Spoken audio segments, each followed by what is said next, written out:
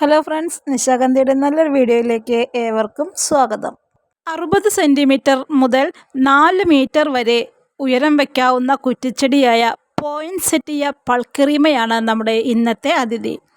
7 മുതൽ 16 സെൻറ്റിമീറ്റർ വരെ നീളമുള്ള കടും പച്ച ഇലകളാണ് ഈ ചെടിക്ക് ഉള്ളത്. വർണ്ണപ്പകിട്ടുള്ള സഹപത്രങ്ങളുടെ നിറം മിക്കവാറും തീച്ചുവപ്പായിരിക്കും.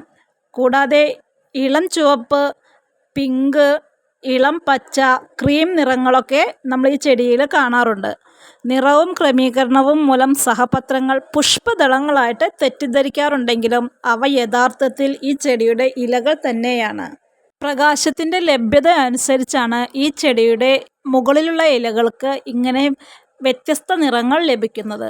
ഛായാഗ്രഹങ്ങളുടെ നിറങ്ങൾ സൃഷ്ടിക്കുന്നത് ഫോട്ടോ പീരിയോഡിസത്തിലൂടെയാണ്. അതായത് നിറം മാറുന്നതിന് അവയ്ക്ക് തുടർച്ചയായിട്ട് 12 മണിക്കൂർ നിരക്കിൽ 5 ദിവസത്തേക്കെങ്കിലും ഇരുട്ട് ലഭിച്ചെങ്കിൽ മാത്രമേ ഇവയ്ക്ക് ഇതുപോലെയുള്ള നിറപ്പകിട്ടുണ്ടാവുകയുള്ളൂ. അതേസമയം വർണ്ണനിർമ്മിതിക്ക് ആവശ്യമായിട്ടുള്ള ഊർജം സമാഹരിച്ച് നിറങ്ങളുടെ പകിട്ടു നിലനിർത്താനായിട്ട് പകൽ മുഴുവൻ സമൃദ്ധമായ സൂര്യപ്രകാശവും അത്യാവശ്യമാണ്. പോയിൻസെറ്റിയയുടെ പൂക്കൾ അനാകർഷകവും പരാഗണ സഹായികളെ ആകർഷിക്കാത്തതുമാണ്. അതുകൊണ്ട് തന്നെ ഇലക്കൂട്ടങ്ങൾക്കു നടുവിൽ ചെറിയ മഞ്ഞ വ്യൂഹങ്ങളായിട്ട് ഇവ കാണപ്പെടുന്നു. ഓവറായിട്ട് സൺലൈറ്റും ഓവറായിട്ട് മഴയൊക്കെ കിട്ടുമ്പോൾ നമ്മുടെ ഈ ചെടി നശിച്ചു പോകും. അപ്പോൾ അങ്ങനത്തെ സമയങ്ങളൊക്കെ വരുമ്പോൾ നമ്മൾ ചെടിക്ക് അനുകൂലമായ കാലാവസ്ഥയിലേക്ക് മാറ്റി വയ്ക്കാനായിട്ട് നോക്കണം.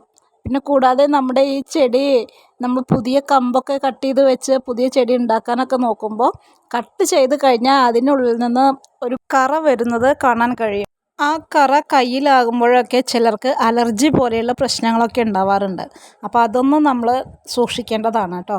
ചെടി ചീഞ്ഞു പോവാതിരിക്കാനായിട്ട് നമ്മൾ ആ ഒരു ഭാഗം ഒരു കവറ് വെച്ചിട്ടൊക്കെ കെട്ടി വെക്കുന്നത് വളരെ നല്ലതായിരിക്കും. മറ്റു നല്ലൊരു വീഡിയോയുമായി നമുക്ക് വീണ്ടും കാണാം.